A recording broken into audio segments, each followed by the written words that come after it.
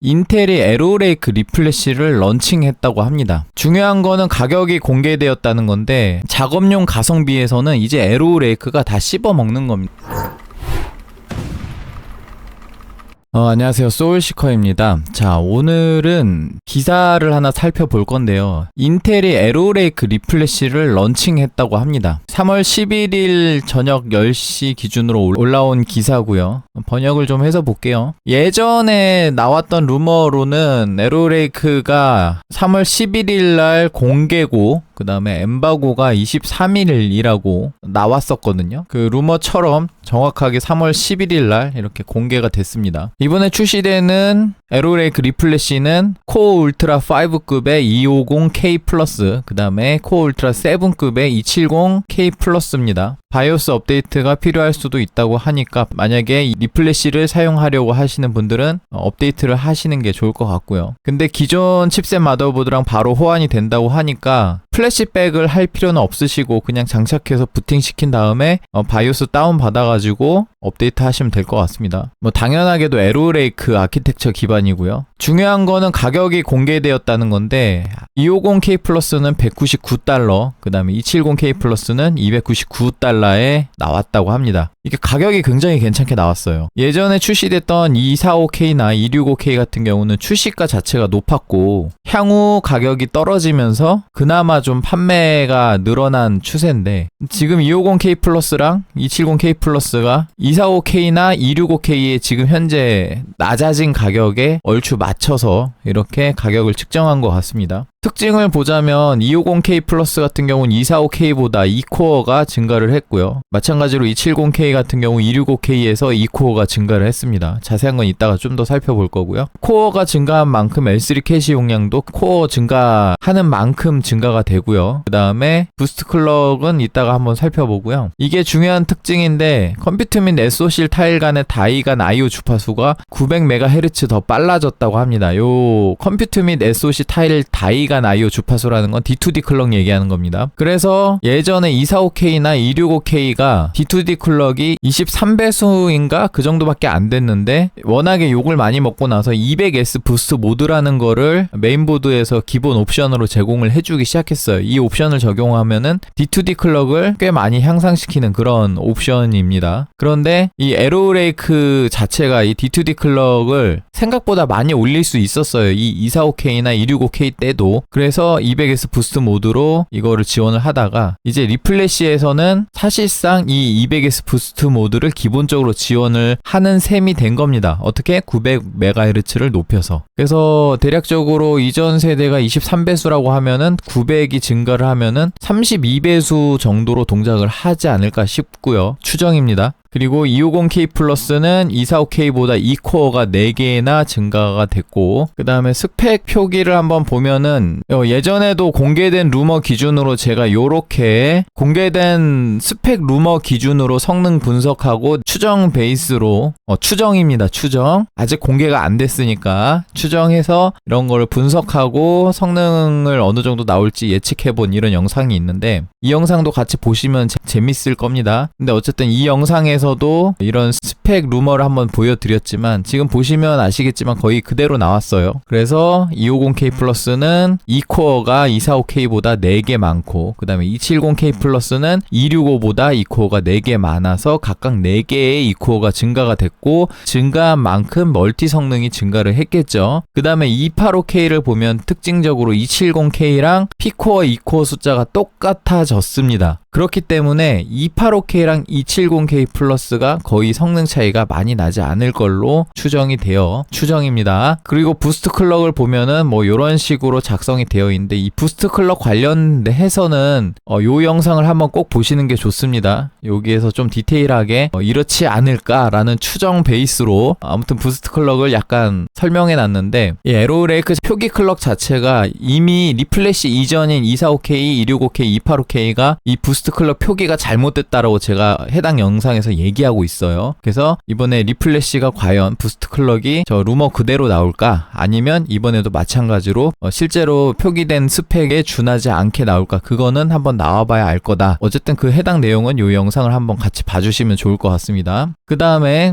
베이스 파워라고 하면은 별로 우리가 고려할 사항은 아니고 요 두 번째 맥스 터보 파워 요거를 보셔야 되는데, 이게 이제 PL 전력 제한이라고 생각하시면 돼요. 그래서 285K나 265K는 250W고 245K는 259W인데 270K 플러스는 동일하게 250W로 나오고요. 그 다음에 250K 플러스는 지금 알려지지 않았다고 했는데 거의 245K에 비슷하게 나오지 않을까라고 추정을 할 수 있습니다. 물론 245K에 2코어가 4개가 늘어났으니까 여기에 추가 전력이 조금 더 늘어나겠죠. 2코어 4개 정도 분량만큼. 그 정도로 추정을 해봅니다. 추정입니다. 그 다음에 이게 다 K CPU이기 때문에 오버클럭 다 가능하고요. 그 다음에 요 터보 부스트 요런 특성 이런 거는 다시 한번 얘기하지만 요 영상을 한번 보시는 게 좋고요.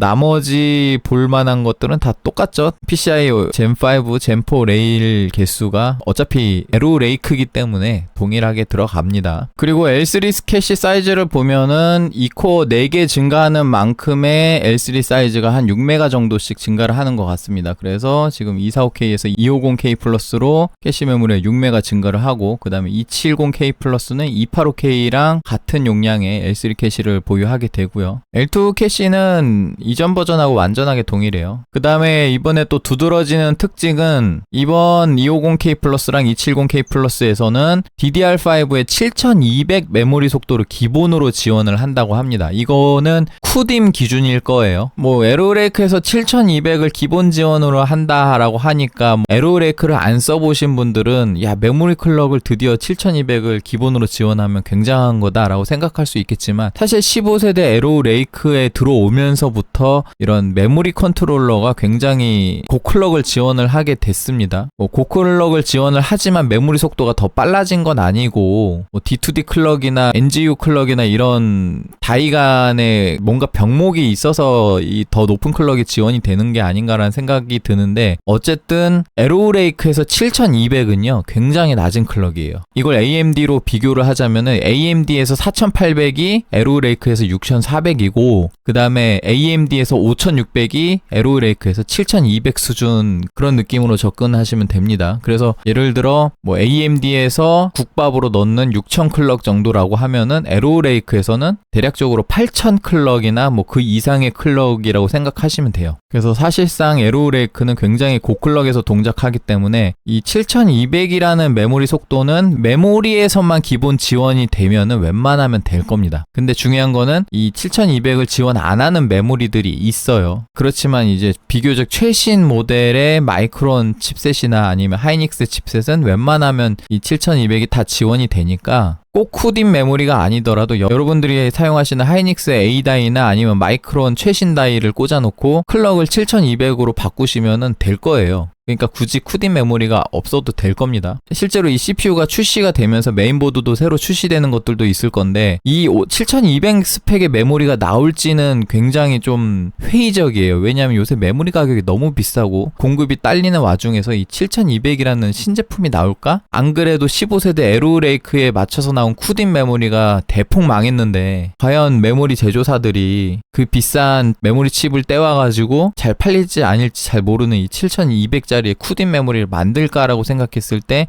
조금 회의적이라는 거죠. 그러니까 이 7200 스펙의 메모리가 나오더라도 뭔가 하이닉스, 삼성, 마이크론의 새로운 칩이 나온다기보다는 기존의 칩을 가지고 이런 SPD 값만 7200으로 맞춰서 나올 가능성이 높습니다. 그래서 보통 예전 하이닉스 칩이 M다이, A다이 이런 식으로 4800 또는 5600으로 구분을 했었는데, 이게 6400으로 넘어가면서 넥스트 제너레이션이 나오는 줄 알았지만 그게 아니었단 말이에요. 그리고 또한 이 7200이라는 수치도 넥스트 제너레이션이 나올 거냐라고 봤을 때는 좀 회의적이다. 그러니까 여러분들은 괜히 뽑기에 돈을 많이 쓸 필요가 없다. 만약에 새로운 메모리가 나오면 제가 썰인에 연락해가지고 메모리 하나 받아와서 테스트 해볼게요. 그렇기 때문에 제 채널 잘 구독해 놓으시면 만약에 이 메모리가 나오면 그거는 제가 테스트 해볼 테니까 그때 영상 보시고 이제 뽑기를 할지 말지 결정하시면 됩니다. 그리고 여기 보시면 제품 보증은 8000까지의 메모리 오버클럭을 지원합니다 라고 되어 있는데, 제가 아까 얘기했죠. AMD 6000 정도가 에로레이크에서는 8000 정도다 라고 생각하시면 됩니다. 그리고 쿼드랭크 쿠딤을 지원한다고 하는데, 이제 메모리 4개를 꽂는 풀뱅크를 얘기를 하는 것 같은데, 풀뱅크 테스트는 한번 해봐야 될 거라고 봅니다. 제가 최근에는 메모리 슬롯을 2개밖에 없는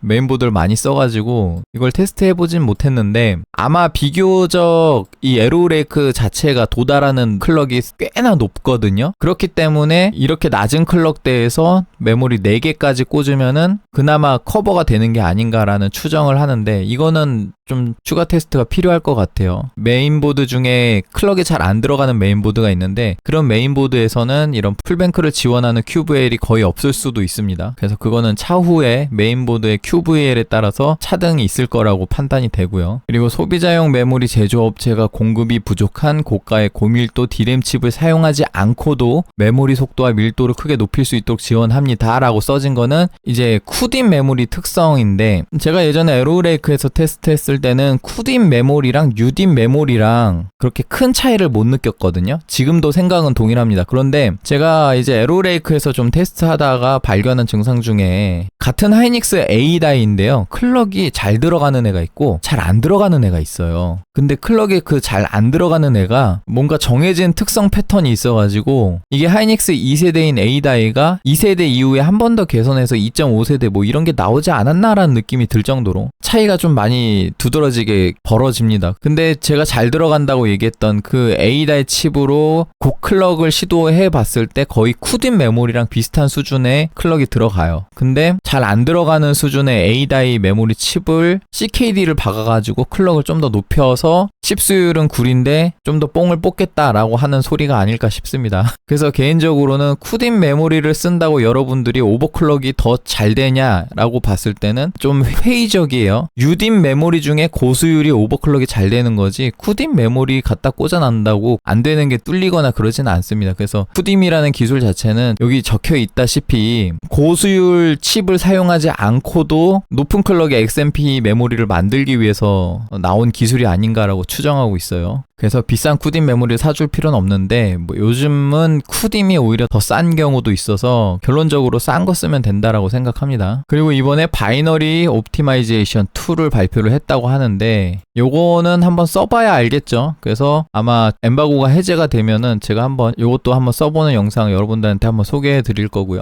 그리고 이전 루머에서는 분명히 엠바고 해제 날짜가 3월 23일이라 그랬는데, 야 이거 왜 날짜가 26일이지? 이거 내가 아는 거랑 좀 다른데? 어쨌든 크로스 체크를 좀 해봐야 될 것 같아요. 저는 23일로 알고 있었거든요. 아니면은 이럴 수도 있어요. 엠바고 해제는 23일인데 판매는 26일부터다. 뭐 요럴 수도 있겠죠. 그래서 뭐 그거는 뭐 나와봐야 알 건데, 근데 이 3월 26일이라는 게 좀 상징적인 날짜입니다. 만약에 인텔이 3월 26일부터 판매하는 게 맞다고 하더라도 인텔 말고 3월 26일날 뭔가가 있을 거예요. 뭐 그렇게만 알고 계시면 됩니다. 아 근데 여기 보시면 3월 26일이라고 써있네. 일단 26일은 맞는 것 같은데 엠바고 해제가 26일인지 23일인지는 제가 크로스 체크를 다시 한번 해봐야 될 것 같아요. 아 그리고 이 코어가 늘어났으니까 그럼 작업 성능은 엄청 좋아졌겠네 라는 거는 안 봐도 알죠. 근데 이제 게이밍 퍼포먼스는 어떨까, 그게 정말 궁금하실 텐데, 여기 보시면은 250K의 게이밍 퍼포먼스가 245K 대비 13%, 그 다음에 270K는 265K 대비 15% 증가했다라고 하는데, 이 정도 증가를 했다 그러면 정말 드라마틱한 성장이죠. 근데 그게 실제로 그 정도 증가했는지는 한번 나와봐야 알 거고, 보통 이런 발표는 자기네들 마케팅에 유리한 게임들을 뽑아서 이렇게 테스트를 했을 가능성이 높기 때문에 어느 정도 색안경을 끼고 볼 필요는 있습니다. 그리고 치사하게 게이밍 성능을 경쟁사 제품이랑 비교한 게 아니라 자사 제품이랑 비교를 하고, 그 다음에 멀티코어 성능을 이제 경쟁사 제품이랑 비교를 했죠. 뭐 그런 차이가 있습니다. AMD는 코어가 여기 보시다시피 왼쪽 거는 6코어짜리고 오른쪽 건 8코어짜리예요. 치사하게 6코어, 8코어 애들이랑 비교를 하고 있어. 그리고 270K 같은 경우 비교를 하려면 9950X 이런 애랑 비교를 해야죠. 그 짜치게 8코어 애랑 비교하는 게 무슨 경우예요 이게. 근데 어쨌든 이 가격대에서는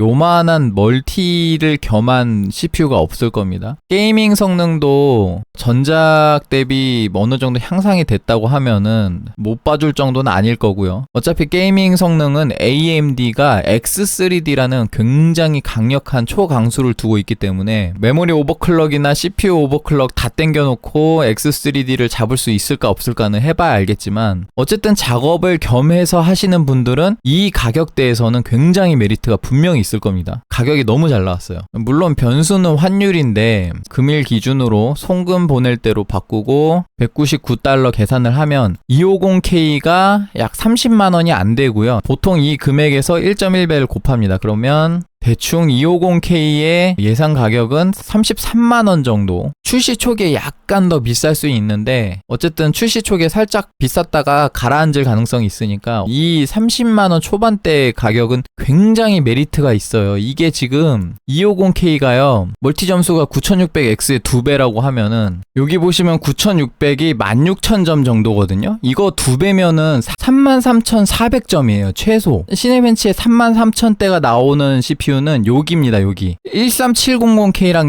14700K의 사이에요. i7급에. 심지어 요 사이에 들어가는 작업 성능이 나오는 CPU를 30만원 초반대에 야, 이거는 작업 쪽에 이제 깡패가 나타나는 겁니다. 심지어 이제 270K 같은 경우 $299인데 금액이 45만원 조금 안 되게 나오는데 이걸 1.1배 곱하면은 얘도 50만원 언더로 내려갑니다. 야, 50만원 언더에 285K급의 성능이 나오는 거예요. 이게 9700X의 거의 1.9배라고 하니까 9700X는 보시면은 2만 점 정도네요. 그러면 이렇게 1.9배 계산을 하면 거의 4만 점이죠. 그러면은 위치가 여기에 있습니다. 여기 최상위급에 있어요. 이 CPU가 50만원 언더래. 작업용 가성비에서는 이제 에로레이크가 다 씹어먹는 겁니다. 지금까지는 기존에 팔고 있던 245K와 265K의 가격이 상당히 많이 내려가서 245K 같은 경우 지금 34만원 정도죠. 근데 250K가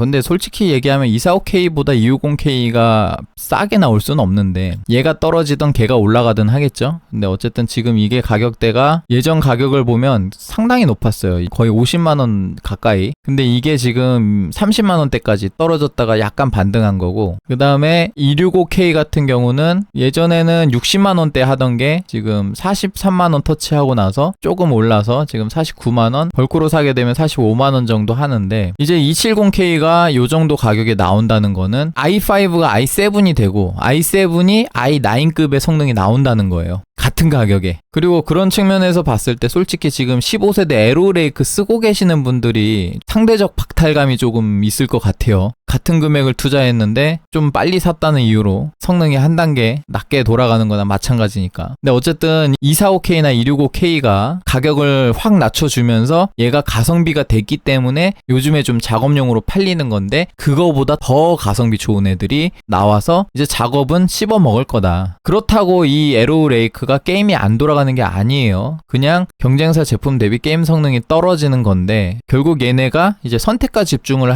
하기 시작했어요. 이전에 14세대까지는 게이밍 킹 자리를 놓치지 않으려고 멀티 퍼포먼스도 좋은데 싱글 퍼포먼스까지 최대한 땡겨 먹다가 캐패시터에 부하를 줘서 열화 이슈가 발생을 했단 말이에요. 얘네가 이제 싱글 성능으로 한번 된통 당하고 나서 전부 다 교환해주고 환불해주고 이 짓거리를 한번 하다가 에로레이크에 들어서 어차피 게임 성능 말아먹은 김에 그러면 우리가 노선을 작업으로 틀자. 여기선 일단 X3D 못 이길 것 같으니까 노선을 작업으로 완전히 틀어버리자 하고서 지금 이런 식의 마케팅을 하는 게 아닌가 싶습니다. 특히 15세대 때 초창기에 엄청나게 안 팔리던 거를 얘네가 가격을 다운시켜가지고 재미를 봤단 말이에요. 그 안 팔리던 게 가격을 내리니까 팔려. 이걸 왜 지금까지 몰랐는지 모르겠지만 얘네가 어쨌든 한번 경험을 하고 나서 이제 에로레이크 리플래시가 나올 때 야 그러면 우리가 이거를 비싸게 팔면은 그러면 15세대처럼 또 개같이 욕먹고 망하겠지? 그러면 에라 모르겠다. 그냥 가격 싸게 던지자 라고 해서 지금 이게 나오는 게 아닌가 싶습니다. 어쨌든 CPU 가격 자체는 굉장히 매력적이고요. 하지만 그렇다고 방심할 수 없는 게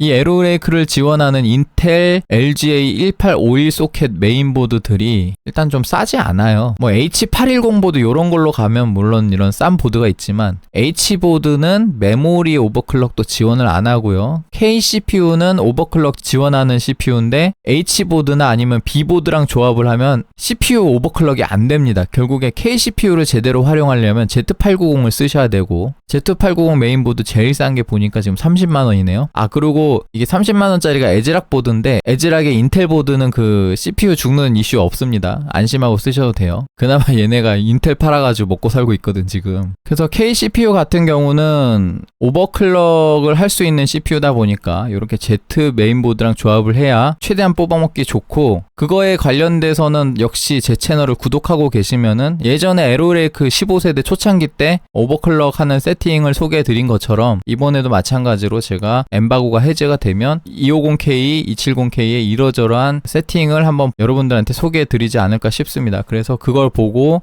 최대한 성능을 뽑아먹기에는 역시 Z보드랑 조합이 좋을 것 같고요. 나는 CPU 오버클럭 안 하고 쓸 거다 하시는 분들은 B보드도 나쁘지 않을 건데 B보드 가격을 보면 B보드는 그래도 15만원대부터 시작을 하고 있습니다. 그래서 조금 더 가격을 라이트하게 가져갈 수 있는 반면에 어쨌든 CPU 오버클럭이 안 먹기 때문에 넌-K 제품이랑 별 차이가 없을 거다. 근데 이런 넌-K 제품들이 마냥 저렴하진 않거든요. 이거 보시면은 245KF가 지금 여기 가격대가 여기 있잖아요. 벌크로 26만원인데 넌-K 제품 중에 그러면 245가 있거든요. 지금 여기엔 안 나오는데 245도 있고 235도 있어요. 245가 더 비쌉니다. 이렇게. 그래서 사실 굳이 오버클럭을 안 할 거다라고 넌-K 제품들을 선택을 하게 되면 오히려 가성비가 더 떨어져요. 더 비싸게 사야 되니까. 근데 더 비싸더라도 얘가 전력 제한이 더 낮고 더 낮은 온도에서 쓸 수 있지 않느냐라고 이렇게 주장하시는 분이 계실 수도 있는데 사실 이 245라는 CPU는 245K에서 전력 제한을 걸면 완전하게 동일하게 동작시킬 수 있습니다. 그거 바이오스 옵션 샥샥샥 수정하면 돼요. 그거 B보드에서도 돼요. B보드가 오버클럭이 안 되는 거지 전력 제한은 될 겁니다. 그렇기 때문에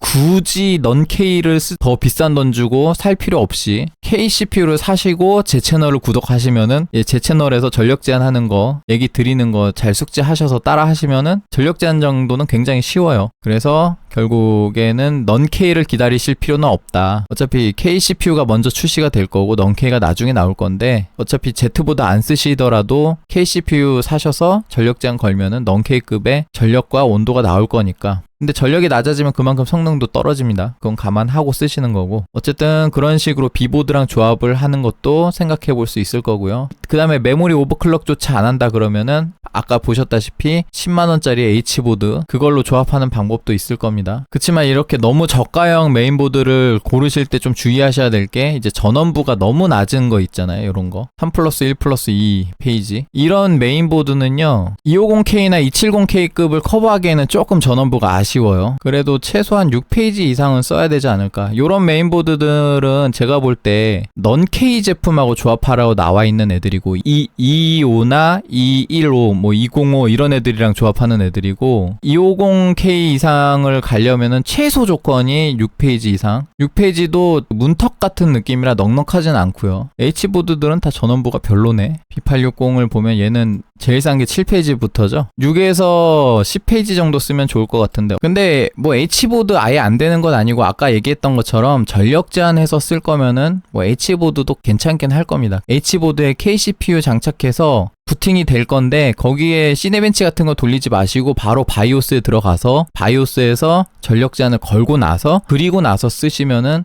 충분히 무리 없이 쓸 수 있을 거예요. 그런 게 필요하신 분은 제 영상 중에 이제 전력 제한하는 방법이나 그런 영상 참고하셔서 숙지하시면 될 겁니다. 자, 오늘 에로레이크 리플래시 런칭 소식 이렇게 전달 드리면서 지금 말은 런칭인데 실제로 만져보진 못하죠. 실제로 만져보려면 조금 더 시간이 필요합니다. 그렇지만 가격대가 워낙에 잘 나왔고 멀티 퍼포먼스나 이런 게 향상되고 그 다음에 게이밍 퍼포먼스도 조금 향상이 있는 것 같으니까 이번에는 좀 기대해 볼 만한 CPU가 나오지 않나. 하지만 시기가 너무 안 좋습니다. 메모리나 그래픽 카드 등이 너무 비싸진 상태에서 지금 시장이 침체된 상태라서 과연 인텔이 이 에로레이크 리플래시를 지금 출시하는 게 맞나라고 봤을 때는 뭐 노바레이크 출시하는 것보단 낫겠죠. 어쨌든 뭐 결론적으로는 뭐 나와봐야 알겠지만 그래도 개인적으로는 조금 기대가 되는 그런 CPU라고 보시면 될 것 같습니다. 재밌게 보셨다면 구독과 좋아요, 하이프 부탁드리고 여기까지 하겠습니다. 시청해주셔서 감사합니다. 구독과 좋아요